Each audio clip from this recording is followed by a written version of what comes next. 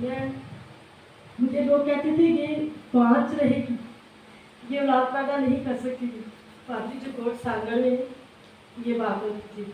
मेरे सारे रिश्तेदार भी कहते थे कि ये माँ नहीं बन सकती थी।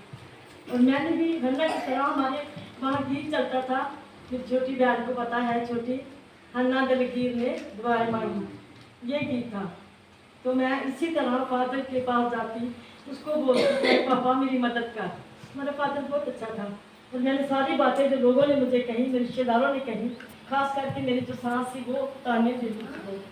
और वो कहती थी कि ये माँ नहीं बनेगी, इसको छोड़ो, हम दूसरी ले आते हैं। तो मैं कहती थी ले आओ, फिर मैं क्या करूँ। तो इसी तरह हमारी जो मदर थी, हमारे इलाके की मदर वालदा, वो छोटी थी बहुत, लेकिन शायद पता हो मुझे, और वो डॉक्टर भी थी, अंग्रेज थी वो, और वो यानी कि सिस्टर भी थी, यानी मदर थी, मदर। तो उसने मुझे चेक किया तो वो कहती उसको तो कुछ नहीं है। मैं तो देखो ठीक है बेटी, और फिक्र नहीं कर। मैं क्या ठीक है। फादर जी ने भी ये कहा मुझे। फिर क्या हुआ कि मैंने रो रो के हन्ना की तरह चर्च में जाके, चर्च अकेला होता था, दरवाज़ा खुला होता था, तो मैं जाके अंदर दुआ करती थी और फादर जी देखकर आ जाते थे चर्च के अंदर, और फिर मुझे बरकत देते थे, मुझे गले लगाते थे, मुझे बहुत प्यार करते थे। कहते थे ऐसा क्यों करती थी, तेरे को तो पाक रूह है, तो क्यों फिक्र करती। मैं क्या, मैं इस बात से फिक्र नहीं करती, क्योंकि मुझे पता मेरा खुदा मुझे देगा, बल्कि बेटे देगा, बेटियाँ बेटे देगा। तो फिर कहता तो नहीं रोना, अगर रोना इस बात का था कि घर में जीना हराम हुआ था। वो कहते थे छोड़ो इसे बेला, ये 5 चाहिए, ऐसा नहीं करता। लेकिन खुदा का शुक्र है, मैंने जब रो रो के दुआ की बाबर के पैदा होने से तकरीबन 1.5 साल पहले, यही मैंने बात हन्ना की तरह चर्च में रखी, खुदा के आगे तू मुझे बेटा देगा तो मैं तेरी खिदमत में इसको लगाऊंगी, अच्छा कादम बनाऊंगी। और ये सब बच्चे ने यकीन करो 10 साल के होते हुए इसने दुआ शुरू की, 10 साल। उस वक़्त से ये दुआ कर, अब भी ये दुआ ही कर रहा, अब भी कर, अब भी खिदमत करता मेरे साथ मिलके। बच्चे सारे थे ऐसे देखकर, जो बीच में जो था वो देखी, जिसने मेरे साथ खड़े, तो बहुत लोगों ने मुआवजे भी हुए, और खुदा का शुक्र है कि बहुत अच्छी काम है। तो ये बात जो थी, मैं वाकया में भूल गई थी कि मैंने ये दिया है, यानी कि शामिल की तरह मैंने इसको दिया। इसका नाम है शारून अफजल। मैंने इसका नाम रखा शारून अफजल, कि ये अफजल है, ये सबसे अफजल है। इसी तरह मैं कहती हूँ खुदा का शुक्र। फिर जब हम लोग यहाँ से आए तो हमारा धंधा ये था कि 10 साल से, मैं तो पहले से ही करती थी दुआ, मैं 7 साल की थी जब से शुरू हुई दुआ करने में। बहुत खुदा मुझे मौजे करता, आसमान के मौजे होते थे, लेकिन खुदा मुझे बहुत प्यार की, बहुत प्यार। जब हम लोग इधर आए, इधर भी आप शायद जानते हैं कि नहीं, हमारा धंधा यही था दुआ करना, लोग आते थे।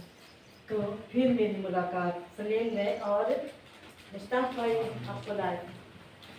जब ये इधर आए तो उन्होंने बोला कि ये खुदा का खादम है, जब अपनी माँ से चेक करवाएंगे तो फिर हम इसके पीछे चलेंगे, इसको अपना खादम माने। मेरे पास लेके आए, मैंने दुआ की तो पापा ने कहा कि ये तो मेरा पुख मानता है, ये तो मेरा बेटा है, ये मतलब मेरा वफादार बेटा है। तो मैंने कहा पापा तो क्या करेंगे, मेरा वफादार बेटा है तो ठीक है। तो उन बच्चों ने मुझे लाए, ये उस दिन से मैंने कहा कि ये जो है ये खुदा का बेटा है, ये उसका चुना हुआ बेटा है। और मैं कहती थी कि मेरा बेटा इसके साथ आए, इसके साथ आए और ये उसे खड़ा करे। मैं ये चाहती थी, क्योंकि मेरे दिल में बात है, हालांकि मेरी बातें करनी नहीं आती, मैं क्या करूँ। तो फिर क्या हुआ कि मैं यहाँ से चली गई 2 साल के लिए।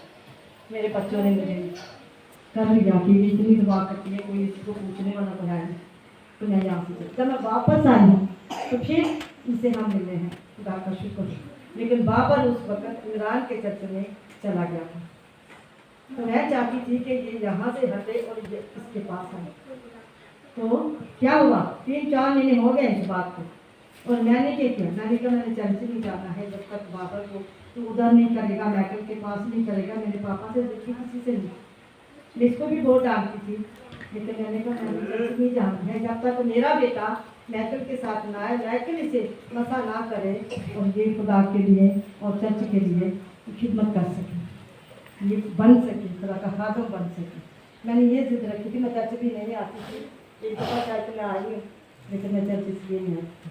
और मेरा ईमान है कि वे वाकई में खुदा का खादम है। तो फिर क्या हुआ, फिर थोड़ी सी बात कुछ हुई इस मोहल्ले में, तो मैं खुदावंद ने मुझसे कहा कि ये महफिल के ऊपर लग रहा है।